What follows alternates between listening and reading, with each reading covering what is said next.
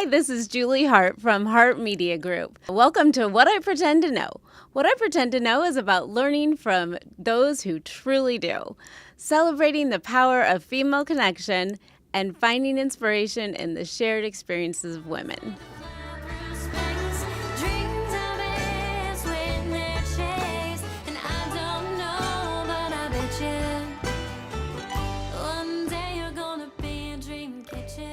Do you ever feel like you have a whole closet full of clothes with nothing to wear? I would love to help you refresh your wardrobe. Go see Michelle at District 23 Boutique, where fashion meets fun, purpose, and your perfect palette. They carry women's clothes, shoes, accessories, and gifts, and they offer one-on-one color analysis and styling sessions to help you look and feel your best. Plus, every purchase supports cochlear implant recipients around the world. Visit them in Springfield or online at district23.com. District 23, where fashion meets fun, purpose, and your perfect palette. Good morning. Welcome to What I Pretend to Know. This is Julie Hart with Hart Media Group. This morning I have Dr. Melanie Stivers with me. She's a dear friend of mine that I get the honor of teaching with at Springfield Christian School. Thanks for having me. Yeah, and I'm so excited that she's here. We're going to talk about all kinds of things this morning. And as you're here, the first thing I want to mention is that Melanie went shopping this weekend. Yes, I did. Where did you go shopping? I went to District 23. Yes, and her whole outfit, head to toe, is District 23. That's right. Tell me about your experience. So it was super fun, and as soon as I walked in the door, I saw your beautiful daughter. Yes. And I didn't realize that she worked there, but yes. I had seen that they were sponsoring your podcast, yes. and I thought, wouldn't it be fun if I grabbed something to wear for our time together? And so I love that. It was so cute when I got your message, and then I messaged Michelle Chemlin, and I was like, Melanie said she's coming shopping at District 23, and she's like, yes, she came, and she got some clothes. And so then when Jane came home, she said that you were there. And so I'm so excited. I love your shoes. The shoes are cute. Quirky and shoes. The jeans I'm super jealous of. They're adorable. And they fit very well. I may have to go get some. You got to go check it out. Yeah. Well, they were extremely helpful. I, of course, told them why I was there. Yes. And they brought a bunch of things for me to try, and it was great. Good. So, yeah. It's such a great experience. It smells good in there, and it's just a lovely environment. Positive. Yeah. And Jane has Very worked cozy. there, I'm going to say, at least 2 years, but I'm going to say maybe 3. Okay. And Michelle has been a great mentor to her. Jane is on the introverted side, and so when she hired her, I was like, okay, I think this is going to be good for Jane because it's going to bring her out. And when Jane's in there, she is all business. Like, she loves it. She's more extroverted. She reaches out to people, and Michelle has trained her in the best way. And it's been a wonderful experience. And she brings in these young girls, and then she has some older ladies too that help her when these girls go to school and stuff like that. But Jane loves it, and she trains them on every aspect of the business. Yeah, well, she was doing a great job. She had excellent suggestions. And of course, what's great about District 23 also, as I've mentioned, is that the money goes to Cochlear Foundation. Yeah, so it's such a neat thing. So I'm so glad you were able, awesome. And the outfit is adorable. And I have to go back. I mean, they have tons of accessories and cute jewelry and things I didn't have time to look at. Yeah, and then besides clothes, they have like candles, and they have like bracelets and little gifts and things, jewelry. They have all Brighton jewelry, and it's a great place, like if you just are looking for a birthday gift or something for somebody. So cute. I'm so glad you were able to go. Yes. It's so fun. It's so fun.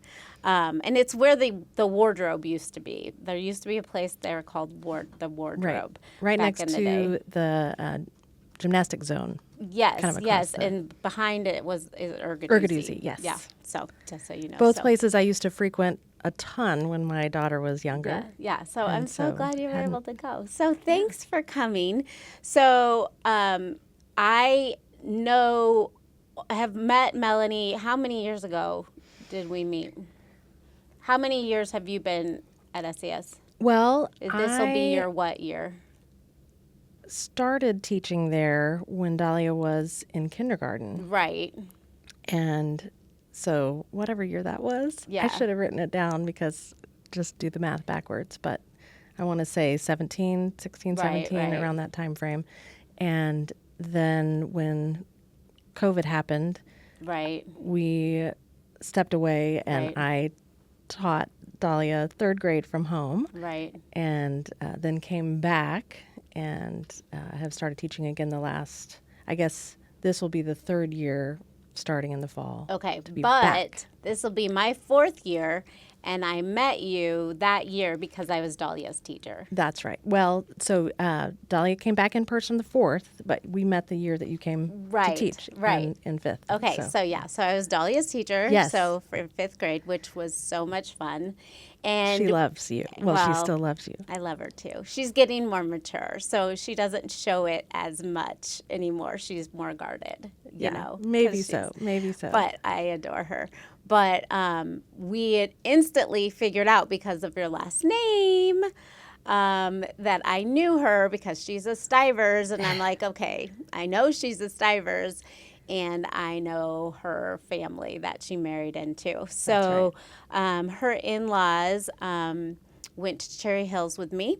And her husband and brother I grew up with in Sunday school my whole life. So cool. I knew Small she world. had to marry. I knew she had You're to like, have which married of Jim. the Stivers right, brothers which are one you did with? you marry? And she's like, I married Jim, and then it was like, of course, and so it was all things wonderful at that point. And Very fun. I loved the Stivers. Candy Stivers was an amazing woman, and she's since The sweetest. passed. So, fantastic. And Dahlia is lovely and brilliant, and was so helpful in my class. And we had a kindred spirit in each other for sure. So, and I love to see her, and I can't believe she's going to be in 8th grade. 8th grade. And Time I call that class my babies. I'm like, Because they were your first. those are my babies. Because Yeah. they were my first group, and now I'm graduating them from SES, and I'm certain, and this will be my first year that I get up and talk. You know, you get up and talk about the graduating class, and I think I'm probably going to get emotional. Oh, how could you not? I think I will. I cry so easily, it's not Yeah, even funny. yeah, I'm But pretty if sure it's I'm gonna get anything slightly emotional, Yes. so Yes, it's hard. Yes. So that's how we are connected. Tell me about yourself. Tell me about where you're from, your world, all the things. Okay. I'm going to hold my giant lot. She brought me a Diet Coke from Circle K. because she listened to my other podcast and realized I was spending a boatload on my Diet Cokes. And so she thought 79 cents. So here's the only problem. The only problem is I have to get out of the car to get it.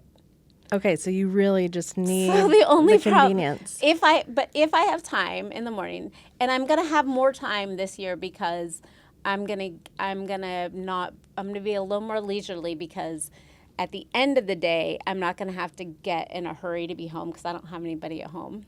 That's right. Okay, so in the morning I'm not gonna have to hurry to get to work because I You'll don't have need so much Does time. that make sense? You'll have so much time. So- and there's a Circle K on the way to There's school. Circle K on the way, so I can do it. I can get you can out of the totally. car and get my 79 cents. I would save so much money. Anyway, I wanted her to try it to see if it lives It's up. good. Okay. It's good, and There's and different the ices ice, there. The There's- different ice. You I can think, either get so, cubed yeah. or crushed. So Right. I went with a crush. I think the crush is going to be beneficial. my this is falling. This is falling, Anthony. We're gonna sure come get it. Don't worry. Anthony, it's falling. Sorry. Yeah, that's okay. My microphone's falling, so. Is that any better for you? And there will it stay kind of More Yeah. secure. Okay, yeah, we're better. Okay, sorry, yeah. Sorry. Okay. So Okay. anyway, tell us about yourself. Okay, so It's a long story. I just celebrated my 50th birthday, so how much time do we have? Congratulations! 50 years of Yes. life on this earth, and Yay! it's been fun. Congratulations. I'm Thank you. creeping up on you. Thank you. Oh well, I'll always be ahead of you. So Yes. yay. Barely. But you'll make 50 look fabulous. Oh, well, so thank you. I don't know about that. Oh, for sure. So I was born in Monterey Park, California, and while my dad was in grad school out there, and then shortly after I was born, he came back into the Air Force. He had been in the Air Force prior to grad school, and then went back. And so when I was 2, Was he Top Gun? no, he's a psychologist. Oh, okay. He, I don't know how much I can say, but he was in OSI prior to grad school, and then after grad school went back and served as a clinical psychologist in the Air Force for 20 years. Okay. So, but when I was 2, we moved to San Antonio, and there are 4 Air Force bases in San Antonio. Oh. We have Randolph, Lackland, Kelly, and Brooks.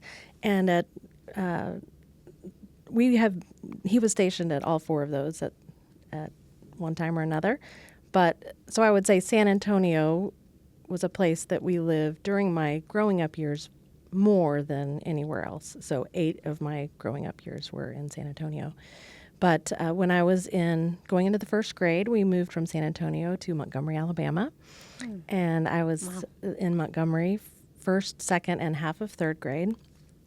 And it was there that I met my very best friend, Robin Hose, and she and I have stayed in touch. In fact, I was just texting with her yesterday. That's amazing.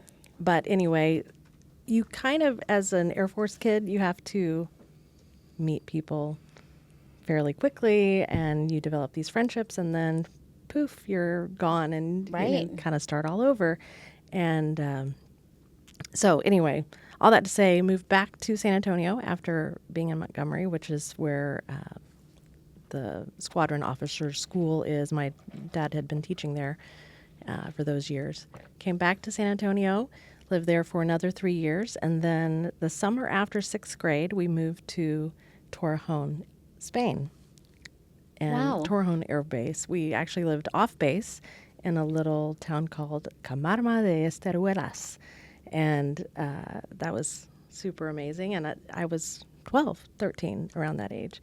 And so I unfortunately didn't go to a Spanish-speaking school. We went to school on base. The Department of Defense had a school from kindergarten through 12th there on base for all the Air Force kiddos.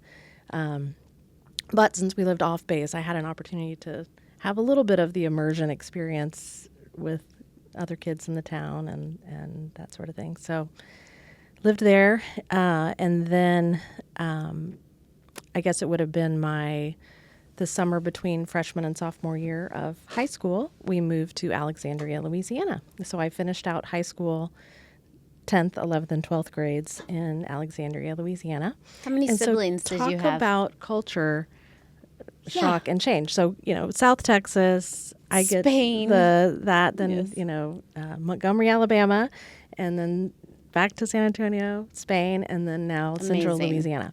So I remember being a little bit embarrassed. I had no idea what Mardi Gras was. Oh, wow. Yeah. But Yeah. And I did you was have siblings? Quickly introduced. Yes, I have one older brother. He's 2.5 years older than I Okay. am. Okay. That's what I was just curious. Yeah, so Okay. he graduated from high school in Spain. in Oh, Torrejon. wow. Yeah. Okay. And then went to Baylor as a freshman, coming right from having lived overseas. So talk about, again, for him, Wow. culture shock. Okay. And so after Central Louisiana, I went to Baylor as well and did my undergraduate there in secondary education with a major in English and English literature. Mm-hmm. And that is where I met my husband. I also met his brother, Fred, there. In fact, I'm pretty sure I knew Fred before I knew Jim. Okay. He frequented the coffee Freddie to me. Yeah. He Jimmy. frequented the coffee shop that was right across the way for me. And, I spent a lot of time there. I had a good friend who was an exchange student from Australia, from Melbourne, and we hung out at that coffee shop all hours. And Fred is an artist, and he would be there with his sketchbook, and of course, everyone's like, "Oh, what you drawing?" And so I knew him, but I actually had class with Jim because he had switched majors, became an English major, and we had an American literature class together with one of our dear professors, Dr. Walker, our junior year, but we didn't really know each other that well. And so then it was senior year, the fall of senior year, we had a class called Literature of the High Middle Ages with Dr. Tom Hanks. Fabulous. Dr. Tom Hanks? Dr. Tom Hanks, not that one. Okay. Different guy, but just as dear and just fantastic. He actually has a Facebook page that I follow still, and I feel like I'm keeping in touch in a way from afar. But anyway, so we had this study group together because one of the things about this class was you had to be able to memorize things in Middle English and learn the phonetics, and it was an amazing class, super fun. We sat in the round and had kind of more of a Socratic style, lots of questions, and it was fantastic. And so we were in a study group together, and that's kind of how the rest is history. Wow. We then ended up getting married in 97, and we got married on campus because I was from all over. I didn't have a hometown per se, and by that time my parents were getting ready to be ordained and commissioned in the International Mission Board. They became missionaries and went down to Santiago, Chile. So again, I had an opportunity to travel internationally because of my parents, and visited them at least 4 times, once in Costa Rica and then at least 3 times while they were in Santiago. So, yeah. So when Jimmy said, let's live in Springfield. It's so funny. Our personalities are very different. In that he really loves the idea of place being home. Yeah. And for me, it's people are home. And so various times throughout our marriage, we'll all kind of toss out, if you could live anywhere in the world, where would you go? Like, we could go to Hawaii or just anywhere. Right. International. Springfield, Illinois. Is where you You're like, and yeah, okay. So, I'm up for whatever. Right. Flexible. Right. Adaptability is way up there on my strengths list because you had to be. Right. Right. But yet, so you're here. Yes. Do you like it? I do, and I am one of those people who I do not jive well with the Debbie Downer. If someone's like, it doesn't have this, that such and such, we don't have the city, whatever. Or, I'm like, let's look for what we do have. Right. So how many years have you been married? We just celebrated our 27th 27 years. Wedding anniversary. Okay. Yeah. Okay. So tell me about July 4th. Oh, wow. That was a bold choice. Know. Well, we were thinking we'll always have the day off for our anniversary. We'll never forget it. Like people sometimes are like, oh, I forgot my anniversary or whatever. Right. That's not going to happen. And everyone celebrates, has fireworks on absolutely. Our that anniversary. Sounds fantastic. Yeah. I will say, though, and I've mentioned this to friends before, I hadn't anticipated the fact that people like to have parties, like gatherings, either family or friends. Right. That's a thing for July 4th, right? Right. And so, and maybe I hadn't really realized that because I was busy moving around. Right. But that hadn't occurred to me. And so it is one of those things where July 4th, we have to kind of decide, okay, are we going to do the friend thing? Or are we going to just do something just us or whatever? Right. So, but it's all good. 27 years. Yeah. That's awesome. So career-wise, Yeah, so I thought always that I was going to teach high school English because Carolyn Boniel, my teacher at the high school in Alexandria, was so phenomenal. She was also my Sunday school teacher, Okay.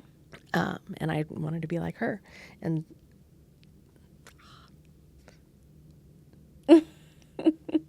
anyway, I always thought I was going to teach high school English. You know, that was super fun because I had had such a great experience with that. See, I told you I cry about That's this okay. thing, That's but you all think right. about someone who's special. Yep. It's just like, That's okay. Yep. anyway, That's all right. but when we graduated, I had some interviews lined up in the Dallas area. Jim and I were not engaged yet at that time, but we were kind of heading in that direction. And so he was going to grad school at Illinois State. Jack. Go Redbirds. Illinois State. Yeah.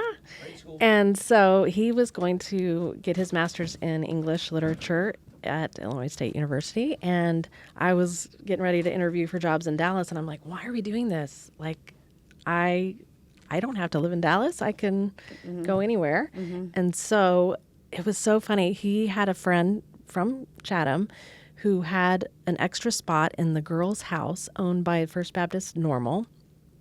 It was this really old house on campus right on Mulberry College where they kind of go around. Is it Manchester, Hewitt? Yeah. So anyway, the Campus Religious Center is right next to where this old White House used to be. And there was an extra room that he found out about. And so I just kind of switched gears and this friend of his got me a room in this house. And we kept dating. And then that November, he proposed at Lincoln Memorial Gardens, right by the cypress knees on the lake. Okay. Because we were in town for Thanksgiving. So you got all your schooling first before teaching. Yes. Okay. Yes. Okay. I'm all of a sudden in Normal, Bloomington, Illinois. Had given up the teaching interviews, and then I find out that in order to teach with a Texas teaching certification back then, I think it's different now, but back then I was going to have to not only take a test, but I was going to also have to take maybe even some coursework or something. It was just like, this is crazy. Silly.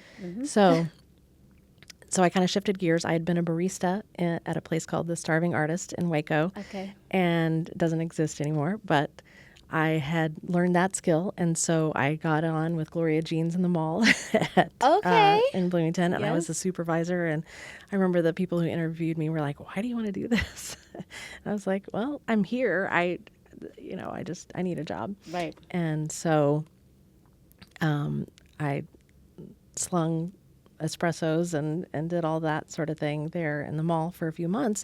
Meanwhile, I was taking all those civil service exams to try to get in at Illinois State. Okay. To get one of the any job. And so I got an interview and was hired that December, which I felt bad for the Gloria Jeans people because, I was only there for a short time. Basically the summer and through Christmas time, which is the worst time to leave, but oh well. And I started working as the assistant to the academic advisor in the art department, Betty Kinzer, at ISU. Oh, okay. And so I was a receptionist and assistant there. And so I got in the civil service track there back in 1998. It would have been the December of 97. December of 97. And then we got married in 98. That following summer. That's right, July 4th, 98. Makes sense. And then, so I did the academic advising assistant for about a year, and then a job came up, kind of a next level up over in the Office of Residence Life, female assignments coordinator. And this was, still in the 90s or whatever. But we had these dot matrix printouts of rooming assignments, and I would have to go into the database and make changes, and girls would call, be like, "Oh, I want a roommate change." Oh my and all this gosh. stuff. I mean, imagine there were a couple of years after this that I wouldn't answer the phone Yeah. because I had the bet. luxury of not answering the phone after this. But I would just get this. I knew it would be some awful Somebody really mad I need about a room their change roommate. now, or something. And then, of course, a lot of times I would direct them to their RA or their hall director to kind of get to be counseled Can through. you work through this? But often by the time that I was really hearing about it, it was too late. You'd or have to like a figure it parent out. would call and be like, "Oh," and I don't know why I was getting these calls. I'm like, okay, but I felt so gosh. young and inexperienced. But You're like, I'm 21. yes, I don't know. yeah, I was 23, but Okay. I was still a baby, right? And that's Anyway, you guys are babies. But anyway, so I was thinking to myself, though, while I was working in the Office of Residence Life, I'm seeing these hall directors and the community that they were creating intentionally, and I thought I could do that. That seems fun. I was an RA. I never thought, it never occurred to me that student affairs or college student personnel was a thing. Right. I didn't know this was a career path Right. at all. I had fallen in love with my high school English teacher and thought this was it. Right. I am going to teach high school English because it was fantastic. Anyway, so, wow, this is a thing. I could do that. So I emailed the old director of housing at Baylor and got an email that same day, I'm pretty sure, from Jim Broadus, who was the director at the time. He's very well known for writing very lengthy emails. And he wrote back and he's like, "Of course we remember you." Well, I think my email said something like, "Hey, I'm working in the Office of Residence Life at Illinois State. I'm kind of interested in the field. If you ever were to have an opening, I might be interested in coming back to do that." And of course, at this point, Jim was finishing up his coursework in English literature, and we didn't know what the next step was going to be. We really just didn't know. Right. But he emails me back that same day, or at least very shortly, and it's like, "As a matter of fact, of course I remember you. You're fantastic. And as a matter of fact, we had an assistant hall director just leave us, like at spring break, and we have this opening. Okay, so we want to interview you for that. Wow. Can you fly down?" Wow. And so, I was like, "Of course, I'll be there whenever." And so I flew down and interviewed for this job, and shortly thereafter found out, yes, they wanted me to come. And so it was that May. It was before the end of the school year, before the end of the spring semester, that I went down and started my job. And then we had to coordinate the move and all this sort of thing. Jim was all but finishing his thesis, so he still had to wrap that up once we got to Waco. But so fun. Started as the assistant director at Collins Hall, which is a building that I had lived at and worked in, for 2 years of my life. And that was super fantastic. Did that job for, let's say May, June, July. Oh, guess what? There's a full hall director position across campus. It's a small building. You'll do great there. And so it was, I want to say we had 148. Do you live there?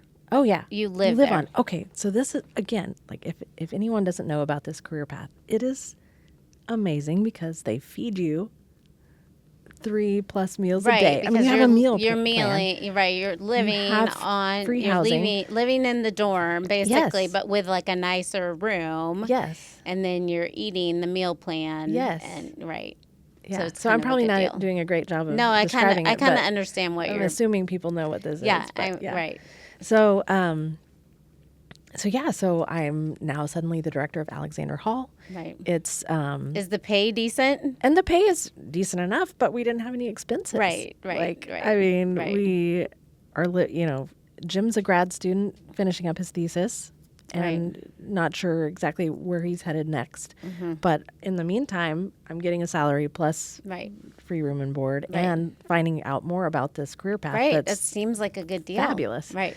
And so I was the director of Alexander Hall. Met some fantastic women who are still friends. And as much as I can, I try to keep in touch. Facebook is good for that.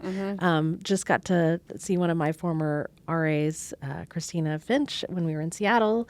She lives out there. I have a dear friend, Brooke Escobedo, who lives in, I think she has a different last name now, but, my memory fails me. But she lives in Ohio. So I love that I have made all these connections over the years with different people. And anyway, all that to say,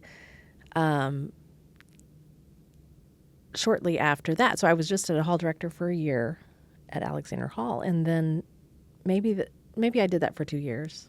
Yeah, it was about 2 years, and then they created an area coordinator position. We hadn't had that before. That structure didn't exist on our campus in residence life, and I stepped into that role, and just had some fantastic mentors, some women who were just already in the field and who I looked up to. And in fact, my boss at the time, Bethany McCraw, she would meet with me frequently. And I remember one meeting where she's like, "What are your plans? What are you hoping to do?" And she's like, and I said, "Well, I think I'm going to teach high school English." And she's like, "Really?"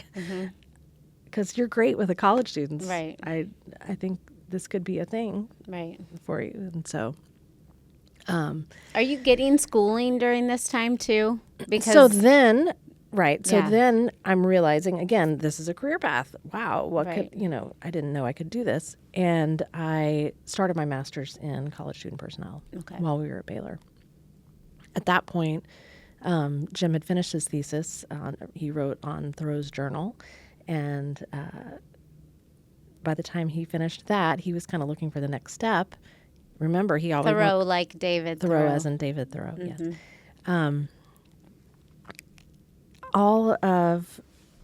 So then he was like, "Well, what do I want to do?" And all the time he's thinking, "I want to go live in Springfield, Illinois, right? So what's the path there?" And so he got into law school in Carbondale. Okay.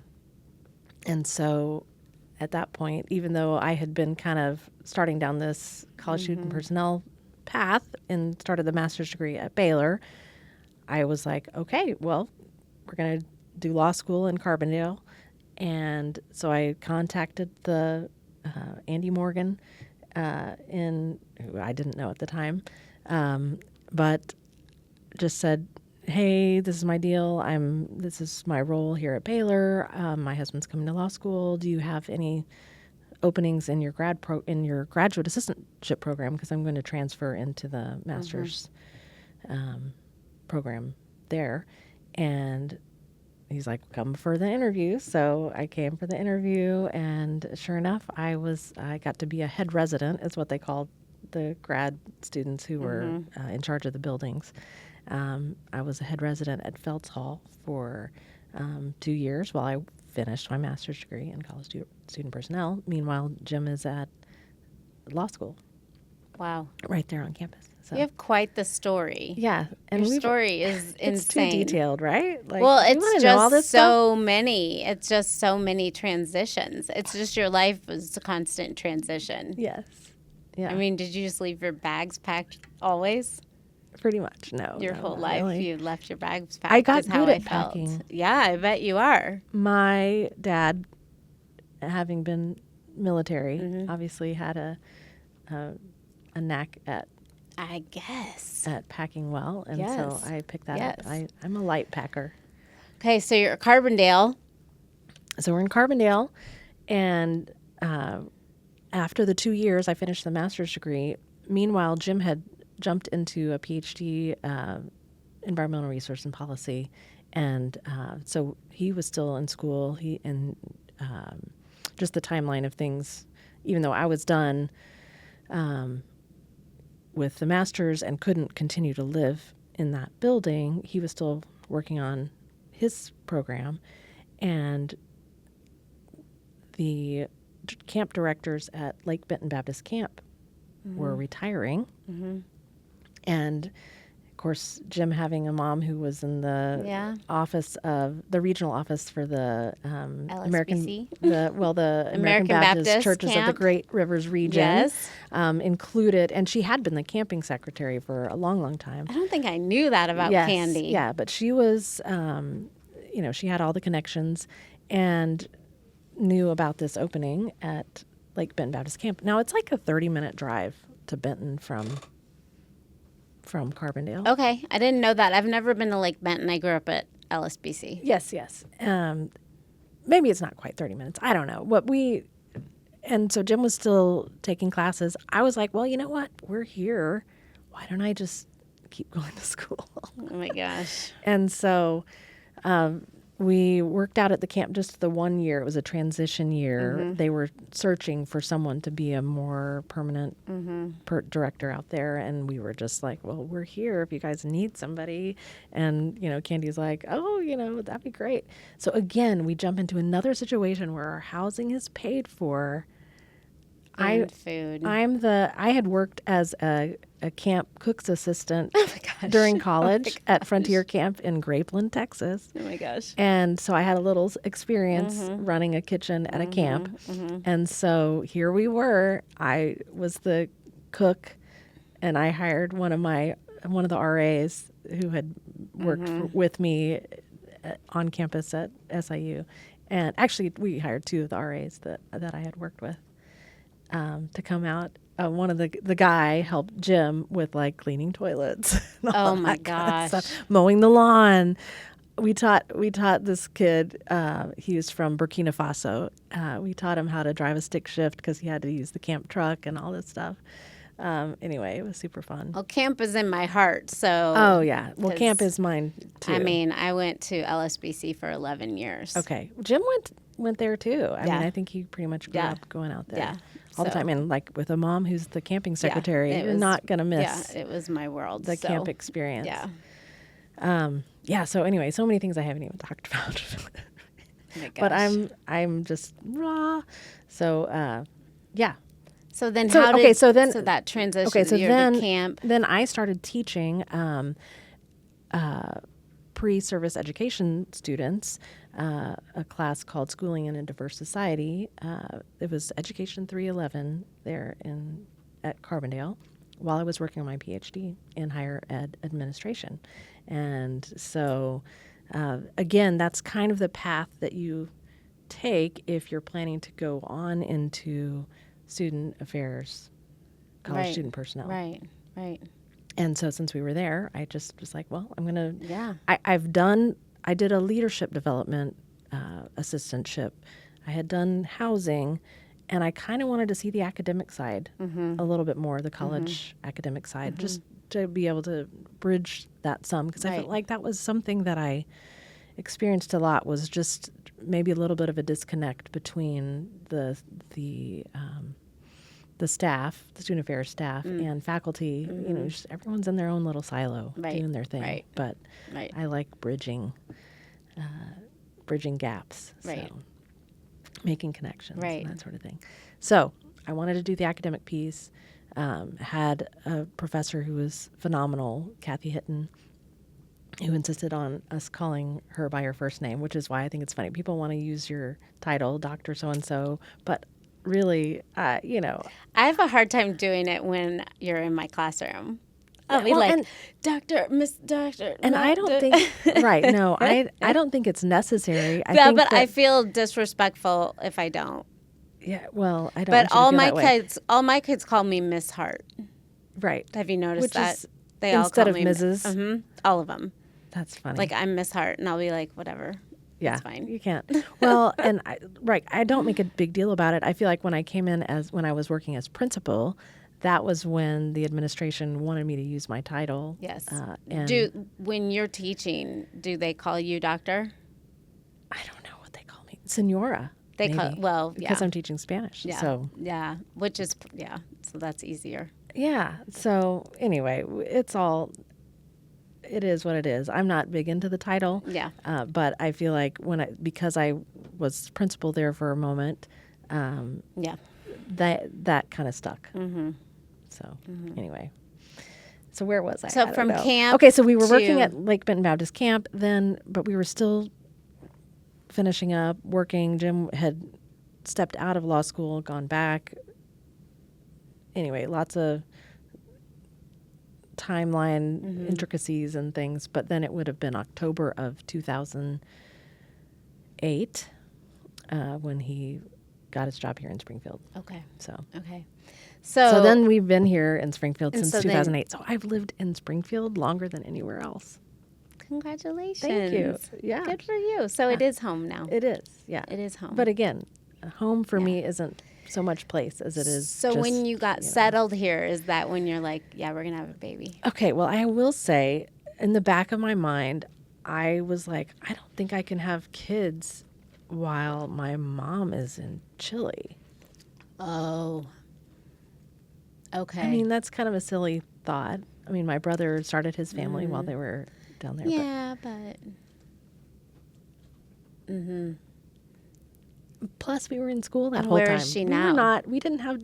We didn't have real jobs. Right. And I think that was the other big thing. Yeah. That my husband was like, yeah, I don't want to have kids before I can provide for them, which is smart. Right. So we didn't even really start earnestly thinking about, okay, let's try for a kiddo until like the beginning of 2010. Wow. Yeah. And about 6 months in, I had an ectopic. Okay. And so that was kind of like, oh, hadn't really thought about that. But thankfully got that taken care of fairly easily and early enough, so it wasn't a complicated thing. But then 6 months later, we found out that we were expecting And where Dahlia. were your parents at that point? So my parents had moved back to the States, actually for my mom for a medical procedure. By the way, healthcare in Chile is awesome. Really? It's excellent, very modern. They were in Santiago, the main city, and it's very affordable. Okay. I have a history of breast cancer in my family on my mom's side, and she had 2 different bouts of a different kind of breast cancer caught very early. They had excellent screening, and that only required, one was a lumpectomy, the other, she did have some radiation, but it was caught very early, and she didn't have to do chemo or any of that kind of stuff. Okay. And they stayed in Chile during that time. Okay. This other thing was a little bit more complicated, and so they decided, you know what, let's go back to the States. And that by that time, my mom's parents, who were in their 90s at the time, could use a little extra help, and so they decided to retire yet again there in Shreveport and be there to support. So they're in Louisiana. So they're in Louisiana now, getting ready to move to San Antonio. Okay. So, Okay. Okay. Matt and I have visited San Antonio. I really love it. Oh, it's a beautiful city. It's beautiful. You didn't know you were getting all this. I mean, That's it's okay. a lot of stuff. No, it's all right. Okay, so Please edit whatever, all the it's details. So you are hired as principal Okay. at SCS. Okay, so back up just a little bit. Okay. When we first got here, I taught at Lanphier Oh, for a very okay. short amount so of time. you did teach high school Yeah, English. so at that we moved here, and I was like, you know what? I don't know what I'm gonna do here in Springfield. He had gotten a job here. I started out subbing, Okay. and so I subbed some that fall of '08, and then spring of '09. And then I got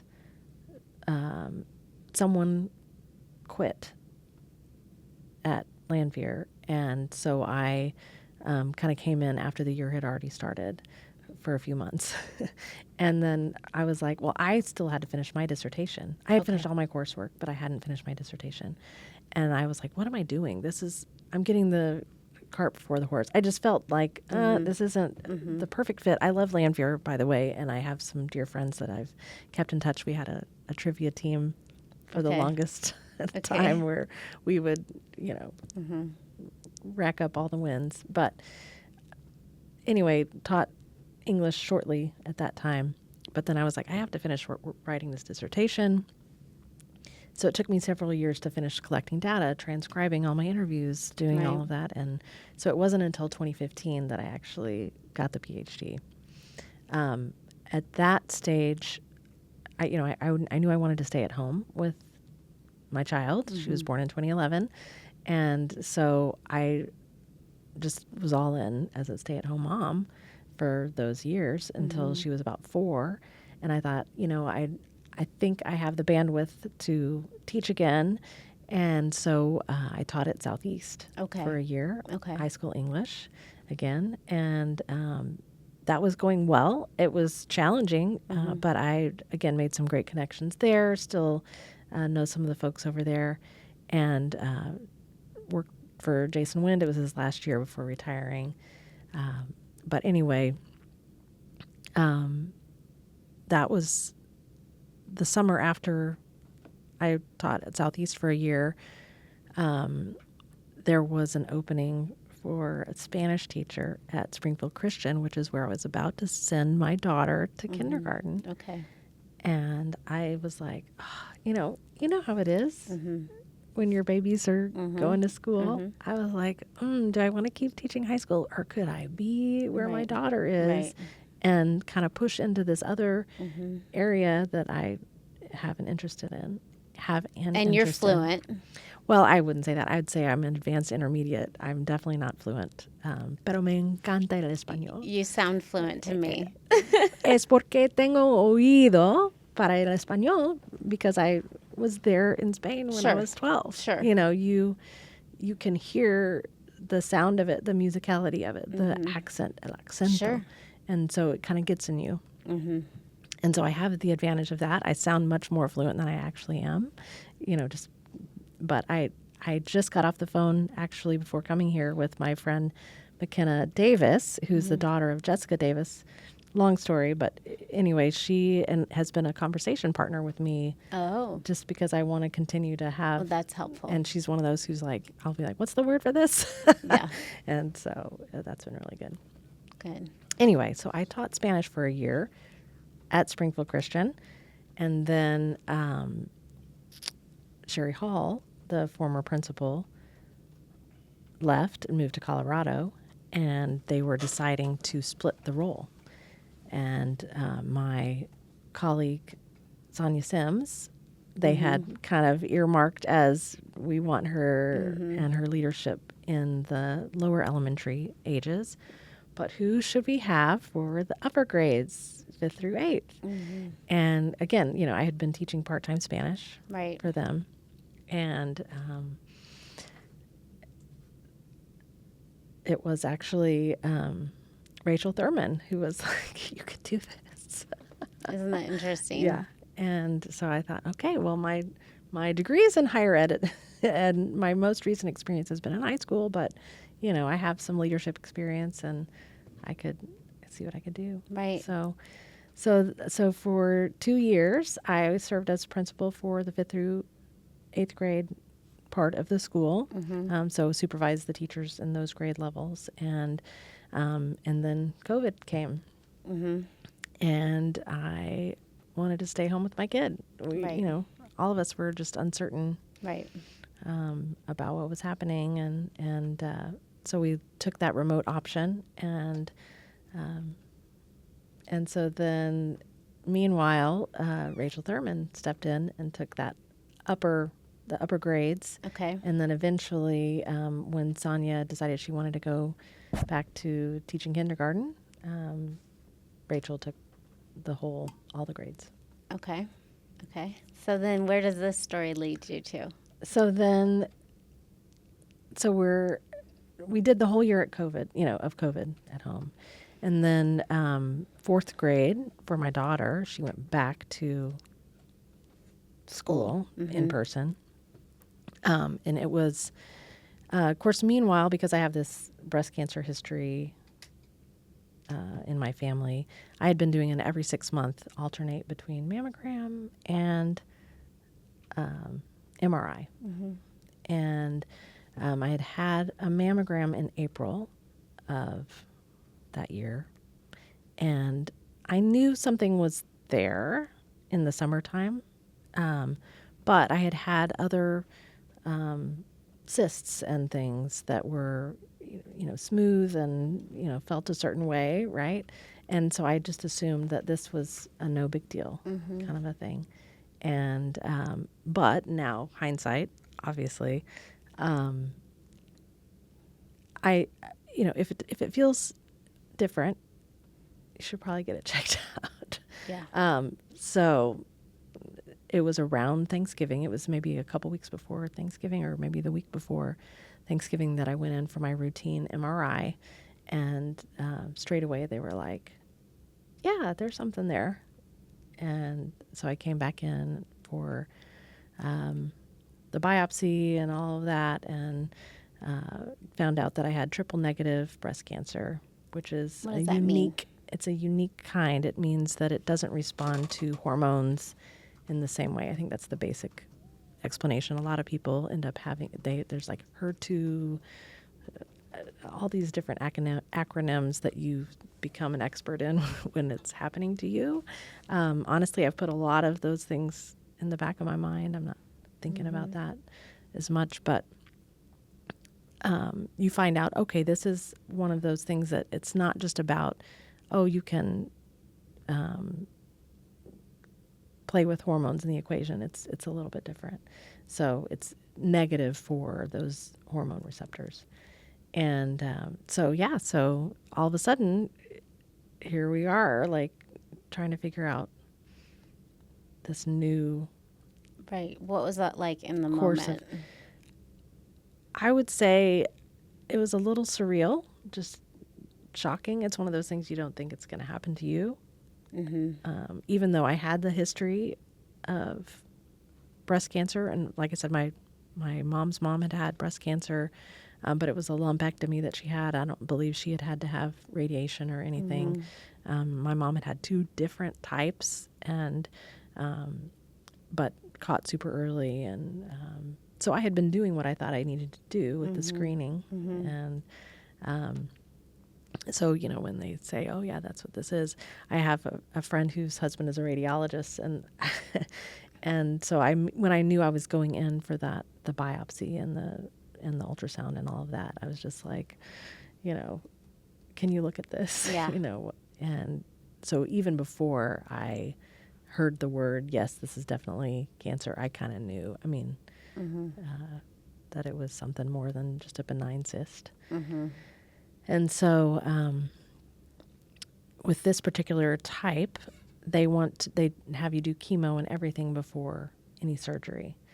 And that was actually a good thing. I guess some surgeons are super quick to do surgery right away, but with this particular kind of cancer, you want to do the treatment first so that you can see how it responds and you know whether it's working or not. And the August prior, the FDA had just approved this new immunotherapy treatment for this particular kind of cancer. And so I was one of the first handful of just maybe 2 or 3 that started with the Keytruda immunotherapy treatment in conjunction with the traditional chemo. Did I see like a commercial for that? Keytruda? Yeah. Probably. I feel like I did. Yeah. Oh my gosh, the drug ads are insane. Oh. I feel like I saw that on a commercial. Yeah. So, yeah, it hadn't been a thing. And I have a friend from high school who I was in choir with and youth group. In fact, the son of Carolyn Boniel, my favorite English teacher, not to say I love all my English teachers. Of course. But from that Of course. time, she was very impactful. Her son is an oncologist who specializes in breast cancer in Shreveport, Louisiana. And so, I mean, we hadn't really kept in touch that much, but I had reached out to him and I said, this is my diagnosis. What do I do? What course of treatment would you recommend? I just want to make sure that where I'm at is getting Right, the same thing. the right, the best standard of care. And so, anyway, he basically laid out. In fact, I was just rereading his message back to me. He responded super quickly. It was super kind. But what he laid out was exactly what the plan was here in Springfield. So I felt good about that. That's good. That's comforting. Yeah, for sure. So because all of a sudden you're in this world where, later on the breast surgeon asked me something like, well, have you decided which kind of surgery you want to have? Like, I don't know. I don't know. You're supposed to know that.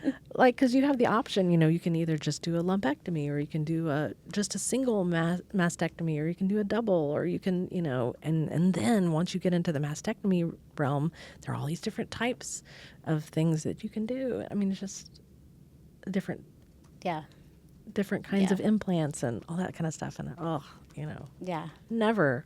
Yeah. No one chooses to want to think about this stuff. No. What would you say was the hardest part of the journey? I don't know. I mean, in a way, I think the harder part is kind of helping your family navigate because they feel helpless, obviously. As the patient, you're just like, tell me what to do. Right. I'll do it. Right. Tell me what to do, what time, Fix it. take Let's whatever fix it. drugs, get it out of me, do all the, just tell me what to do and I'll do it.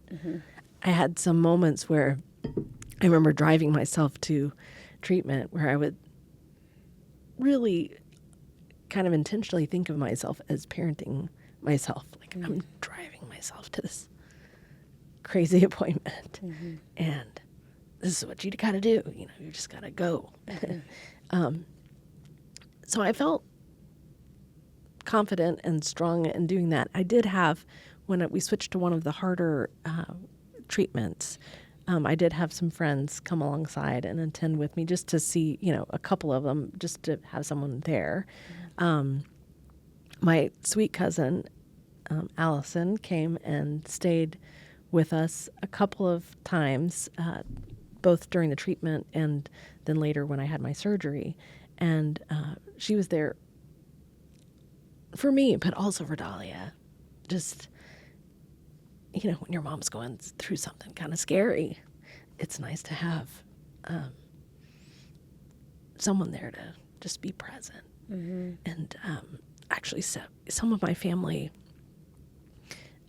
arranged for, I want to say it seemed like forever, at least a year, maybe even 2 years of periodic freezer meals being delivered to our home. Like, how awesome is that? But really for me, in terms of what was hard, I think it was just trying to help my family navigate that feeling of helplessness. Like, what do we do? Like, it really rocks your world. Yeah. In terms of routine, but we did it. Yeah. And having Dahlia as a student at the time, I remember just wanting to retain her normal. I just wanted it to be normal for her. And I wanted her to know that I was there for her, and I wanted her to know that I was loved for her, but I also wanted things to be as normal and safe at school for her as possible, and for her to be in a world of just security. Yes, yeah. While she was at school. But I could feel it in her. I could see it a lot at times in her eyes, but I didn't want her to sit in it too much at school. For sure. Yeah.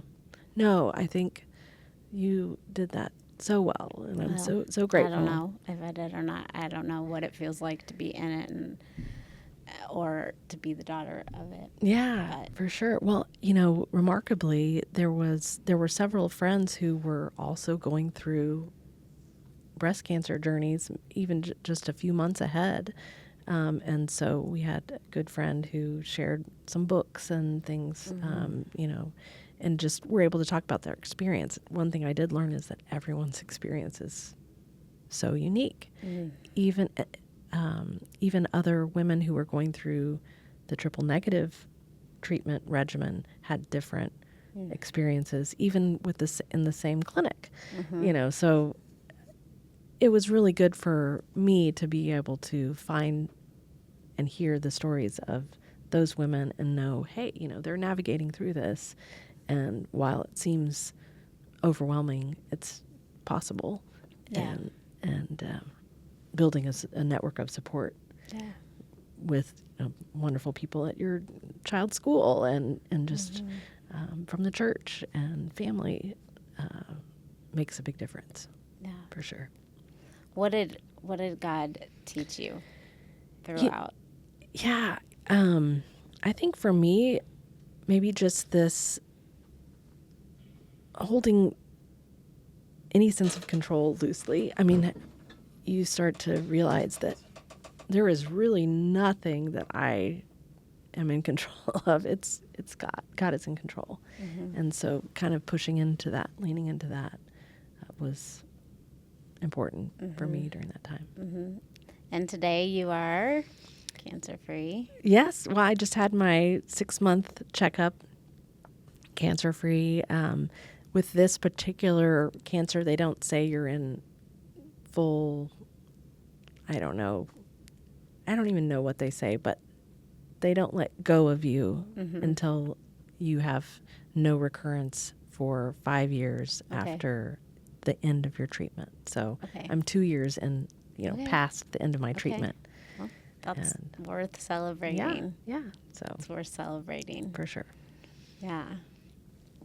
Well, I'm sorry that I had to be there in that journey, but I'm proud to be able to say that you're my friend, and I was glad that I could love Dahlia as, I've tried to love her well through it. So grateful. So grateful. So, and you're an amazingly strong and courageous woman, and your story is awesome. I just basically told my whole life here, and it kept on going and going, didn't it? Yeah. Sorry about Well, that. no, but your flexibility is awesome. And your just willingness to trust God through whatever and sure. wherever He wants to take you. Yeah, I mean, and I that's think the your thing. parents are a testament to that too, because for them to be willing to say, like, God just used me to be able to then go and minister to people in Chile, and they're testaments to that. So Absolutely. Well, and you had asked, where do you see yourself in 5 or 10 yes, years? Or yes. Where do you see what's the yourself future? in 5-10 years? And there are a couple of things that came to mind straight away, but foremost is primero Dios, Lord willing. Who knows?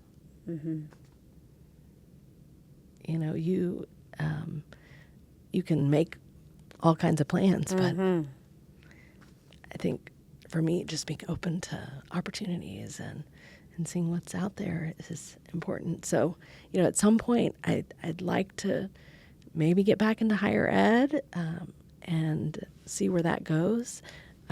Does that mean I wouldn't also love to teach high school English because it's my first love? That could be a thing. Yeah. Or maybe even lower grades. Who knows? Right. Like, I think that, if anything, if you try to orchestrate, you miss out Right. on possibilities. Right. So I'm super open. What's that saying, like, you make plans and God changes them or something? Yeah, right. Right. Something like that. Yeah. So Meanwhile, just watch your little girl grow and blossom. time flies so much in terms of watching kids grow. I mean, it's Yes, insane. It is. It's amazing. It's amazing. Well, you're a blessing. You're a blessing to so many And Aw. I'm grateful for you. So thank you for coming and Likewise. sharing. I can't Likewise. wait to share this with the world. Oh my goodness. I don't know. I'm sure it's a little bit too no, much. no, it's been wonderful. Thank you for sharing your journey. Well, thank you for All having right. me. All right. Thanks for listening, everyone. Have a wonderful day.